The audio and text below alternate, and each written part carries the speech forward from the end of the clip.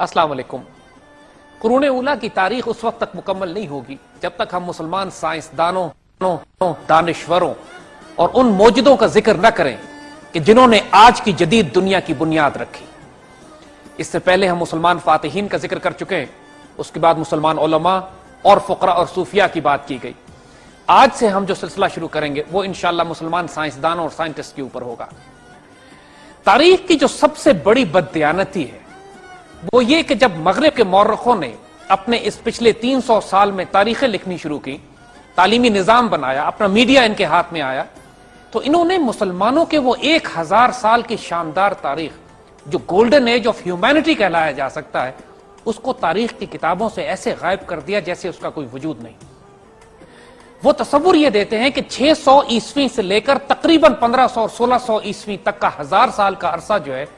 وہ انسانیت کے لیے ایک ڈارک ایجز اور تاریک دور تھا۔ ان کی کتابوں میں اس کو ڈارک ایجز لکھتے ہیں، کہیں میڈیول ایجز لکھتے ہیں۔ اب کچھ جدید دور کے لوگ شرمندہ ہو کر اس کو نئی قسم کی اصطلاح نکالنے کی کوشش کر رہے ہیں جس سے یہ تاثر دیا جائے کہ شاید اس زمانے میں بھی کوئی سائنس اینڈ ٹیکنالوجی تھی لیکن مغرب تک نہیں پہنچی تھی۔ لیکن حقیقت یہ ہے کہ یہ بات جب ہم آپ کو آنے والے چند پروگراموں میں دکھائیں گے کہ انسان کی عقل دنگ رہ جانے والی سائنسی ترقی جو آج کی جدید دور کی mathematics, astronomy, architecture, engineering, chemistry, optics, یعنی یقین کیجئے کہ دنیا میں اگر اللہ تعالیٰ تقریباً 1000 سال پہلے البیرونی کو، ابن الحیثم کو اور خوارزمی کو پیدا نہ کرتے تو دنیا میں آج سائنس کا وجود نہ ہوتا۔ وہ تمام ڈسکوریز کہ جو ان لوگوں نے رینیساں اور ریفارمیشن کے بعد ڈسکور کرنا شروع کی، تقریباً کم از کم مسلمانوں سے 700-800 سال کے بعد، وہ ساری سائنٹیفک ڈسکوریز اور ڈیولپمنٹس مسلمان پہلے کر چکے تھے، ناقابل یقین حد تک۔ اب ہم ایک جو سلسلہ شروع کریں گے آگے، اس میں آپ کو وہ تاریخی بددیانتی کی مثال دکھائیں گے کہ جو مغرب کے تاریخ دانوں نے یا ان کے سکالرز نے انسانیت کے ساتھ کی۔ صرف مسلمانوں سے زیادتی نہیں کی، انسانیت کے ساتھ زیادتی کی، اتنے خوبصورت تاریخی ورثے کو چھپا کر کہ جو انسانیت کے اعلیٰ ترین دور میں، قرون اولیٰ کے دور میں مسلمانوں نے انسانوں کو دیا۔ خاص طور پہ جب وہ یہ بات کرتے ہیں کہ 600 عیسوی سے لے کر 1600 عیسوی تک ڈارک ایجز اور اس کے بعد Renaissance, Reformation, industrial age, modern age, اس کی بات کی جاتی ہے تو یوں تاثر ملتا ہے کہ جیسے فرام نتھنگ اچانک ہی بیٹھے بٹھائے یورپ کو آمد ہوتی ہے اور 16ویں صدی کے بعد سے یہ جدید سائنس پہ کام کرنا شروع کر دیتے ہیں۔ حالانکہ یہ بات ہم آپ کو پہلے بتا چکے ہیں کہ 1492 میں جب اندلسیہ فائنلی فال ہوتا ہے، جب غرناطہ سے مسلمان نکالے جاتے ہیں اور فرڈیننڈ اور ایزابیلا کی فوجیں مسلمان مرکز پر قبضہ کرتی ہیں، اس کے بعد لاکھوں کی تعداد میں وہ کتابیں جو اندلسیہ کی لائبریریوں میں موجود تھیں، وہ تمام سائنس اینڈ ٹیکنالوجی کی کتابیں یورپ پہنچتی ہیں۔ اس سے پہلے جتنا ہمارا دینی خزانہ تھا، علم کی، حدیث کی، تفسیر کی، فقہ کی کتابیں، ایسی کتابیں کہ جو مسلمان معاشرے کی عکاسی نمائندگی کرتی تھی، ان کے پہاڑ بنا کر ان کو آگ لگا دی گئی، ان کو جلا دیا گیا۔ تاریخ میں اتنا ظلم انسانیت کے ساتھ یا ہلاکو خان نے، چنگیز خان نے کیا ہوگا کہ جب انہوں نے بغداد پہ قبضہ کیا اور لاکھوں کی تعداد میں مسلمان کتابیں دجلہ میں پھینکی۔ اس پہلے انہوں نے انسانوں کو ذبح کر کے دجلہ میں ڈالا اور اس کے بعد کتابیں پھینکی، تو کہا جاتا ہے تاریخ میں کہ دجلہ نے ایک دن میں 2 مرتبہ رنگ بدلے، پہلے سرخ ہوا پھر کتابوں کی سیاہی سے سیاہ ہو گیا اور طویل عرصہ تک سیاہ رنگ کا دجلہ بہتا رہا۔ اس کے بعد جو سب سے بڑا تاریخ کے ساتھ ظلم کیا گیا وہ اندلسیہ میں اس وقت جب اسپینش انکویزیشن کے نام پر، کہ جب یہ عیسائی طاقتوں نے قبضہ کیا اندلسیہ پہ، تو 800 سال کا غصہ انہوں نے مسلمان کتابوں پہ، مسلمان تہذیب پہ، مسلمان دین پر نکالا۔ یعنی مسلمانوں کو ذبح اور قتل تو کیا پورا، ماشاءاللہ 300 سال کے بعد علامہ اقبال واحد وجود تھے کہ جنہوں نے اندلسیہ میں مسجد قرطبہ میں جا کر نماز پڑھی،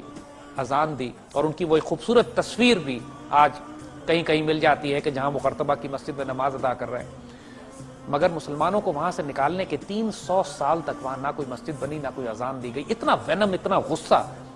ان کرسچن فورسز کو تھا کہ جنہوں نے مسلمانوں کو اندلسیہ سے نکالا۔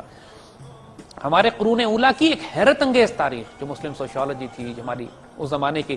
واقعات، مینuscripts، آرٹیکلز، اور ابھی بھی ہزاروں کی تعداد میں وہ کتابیں جو بچ گئی ہوں گی وہ ویٹیکن کی یا اسپینش لائبریریز میں رکھی ہوئی ہیں، اوریجنل مینuscripts جن کو ہاتھ لگانے کی اجازت نہیں ہے، کسی نے کھول کے نہیں دیکھا آج تک، یا ان لوگوں نے جب ان کو مسلمانوں کی ان تاریخی کتابوں کو دیکھا بھی تو یہ دیکھ کر کہ ان میں سائنس اور ٹیکنالوجی کے متعلق کوئی خاص بات نہیں ہے، دوبارہ واپس آرکائیوز میں ڈال دیا۔ اگر کسی وقت مسلمانوں کو اتنی طاقت ہو ہمارے پاس، سیاسی فوجی طاقت، ڈپلومیٹک طاقت، تو ہم کو وہ اپنے خزانے، اپنی وہ کتابیں واپس مانگنی چاہیے اسپین سے، ویٹیکن سے، روم سے خاص طور پہ، کہ جہاں پہ وہ پوپ نے سارے خزانے منگوا لیے تھے اپنے پاس، اور آج بھی ویٹیکن کے آرکائیوز میں وہ رکھے ہوئے ہیں۔ ان کی تھوڑی سی جھلک ان کتابوں کی آپ کو مسلمانوں کے پاس جگہ جگہ جو بکھری ہوئی لائبریریز میں نظر آتی ہے۔ مثال کے طور پر ایک بہت بڑی لائبریری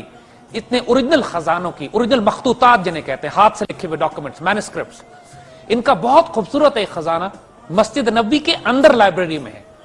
یعنی سعودیوں نے کم از کم وہ لائبریری بنائی تو ہے، لیکن دوسرا کمال یہ کیا ہے کہ امت مسلمہ میں کسی کو وہاں جانے نہیں دیتے کہ غلطی سے کوئی جا کے ان کتابوں کو دیکھ کے پڑھ کے اپنی یادیں، اپنی شاندار ماضی کی تصویر نہ دیکھ لے۔ مسجد نبوی کے اندر باب عمر کے پاس، اندر جب آپ مسجد نبوی کی جو سعودی توسیع ہے وہاں سے داخل ہوتے ہیں، باب فہد کی طرف سے پیچھے سے، اور آگے روضہ مبارک کی طرف جاتے ہیں، تو باب عمر کے پاس جو ان کے مکتبے چھوٹے چھوٹے لائبریریز بنی ہوئی ہیں، اس میں پورا ایک فلور ہے جس میں بہت بڑا خزانہ ہے، کم از کم کئی ہزار مخطوطات، اوریجنل بکس جو امام احمد بن حنبل کے ہاتھ کی لکھی ہوئی، امام مالک کی، امام شافعی، امام ابو حنیفہ، امام بخاری کے اوریجنل مینuscripts مسجد نبوی کے اندر کی لائبریری میں۔ کبھی موقع ملے وہاں جانے کا تو کوشش کر کے ضرور دیکھیے۔ دوسرا، مسجد نبوی کے باہر انہوں نے بڑا سا مکتبہ عبدالعزیز بنایا ہوا ہے، اور اس مکتبے کے اندر بھی ایک بہت بڑی لائبریری انہوں نے بنائی ہے مسلمان مخطوطات کی، مینuscripts کی۔ مگر وہاں بھی المیہ یہی ہے کہ لوگ حج اور عمرے کے لیے تو لاکھوں کی تعداد میں جاتے ہیں، لیکن چونکہ ثواب کمانا زیادہ نیت ہے اور مسلمانوں کے شاندار ماضی اور تاریخ کو دیکھنا اور سمجھنا مقصود نہیں ہے، لہٰذا مکتبہ عبدالعزیز میں جو مخطوطات کا سیکشن ہے جہاں پہ اوریجنل مینuscripts رکھے ہوئے ہیں، وہاں تالا لگا ہوتا ہے اور وہاں کوئی جاتا نہیں، اور جائیں بھی تو وہاں کے جو عمال ہیں، کام کرنے والے، بڑے سخت بور ہو کر آپ کو اندر داخل کرتے ہیں، اور یلا یلا کا شور خاصا رہتا ہے کہ جلدی نکلو یہاں سے، کیوں تم ان پرانی کتابوں کو دیکھنے میں وقت ضائع کر رہے ہو۔ یہ ایک بہت بڑا المیہ ہے، لیکن موقع ملے تو ضرور جا کے ان کتابوں کو دیکھیے کہ جن کے بچے کچھ نسخے، یعنی یہ ساری باتیں جو ہم آئندہ کریں گے آپ کے ساتھ، یہ ساری کتابیں آپ کو جگہ جگہ بکھری ہوئی مل جائیں گی اگر آپ تلاش کریں۔ مسجد نبوی کے خزانوں میں بھی ہیں، مکتبہ عبدالعزیز میں بھی کچھ کاپیز رکھی ہوئی ہیں، اور استنبول کے توپکاپی میں بھی ہیں، برٹش میوزیم میں ہیں، فرینچ لائبریریز میں ہیں، اور سب سے بڑھ کر تو یہ ویٹیکن اور اسپینش لائبریریز میں ان کا بہت بڑا خزانہ رکھا ہوا ہے۔ اس کے بعد ہم آتے ہیں اس سلائیڈ کی طرف، اس تصویر کی طرف کی جو آپ یہ دیکھیں گے کہ جس کے اندر یہ دکھایا گیا ہے کہ جو 1000 سال کے جو ایجز ہیں، 1000 سال کی جو تاریخ ہے، وہ بنیادی طور پر ڈارک ایجز نہیں تھے، انسانیت کے شاندار ترین دور، اور اب انہی دور کی ایک تصویر ہم آپ کو دکھانے جا رہے ہیں۔ یہ جو ہم آپ کو ایکسپلین کریں گے اب، وہ کچھ اس طرح کہ ایک طرف ہم آپ کو پہلے یہ بتائیں گے کہ انہوں نے تاریخی بددیانتی کیا کی، اور دوسری طرف اس کی حقیقت واضح کی جائے گی۔ یعنی ایک طرف وہ یہ بتاتے ہیں کہ مثال کے طور پہ گیلیلیو نے کیا ایجاد کی اور نیوٹن نے کیا ایجاد کی، تو دوسری طرف ہم ساتھ ساتھ آپ کو یہ بتائیں گے کہ تاریخ کی اصل حقیقت کیا ہے، کہ گیلیلیو اور نیوٹن سے کم از کم 700 اور 500 سال پہلے مسلمانوں نے وہ چیزیں ایجاد کر لی تھیں جو ان دونوں سائنسدانوں سے منسوب کی جاتی، یا یہ دونوں سائنسدان کن کی کتابیں پڑھ کر وہ کر سکے جو انہوں نے کیا۔ جو تاریخی بددیانتی ہے، جو ٹیکسٹ بکس میں ہمیں جو پڑھایا جاتا ہے وہ کیا ہے، اور حقیقت کیا ہے، ان دونوں کا ایک خوبصورت کمپیرزن انشاءاللہ ہم آپ کے سامنے پیش کریں گے۔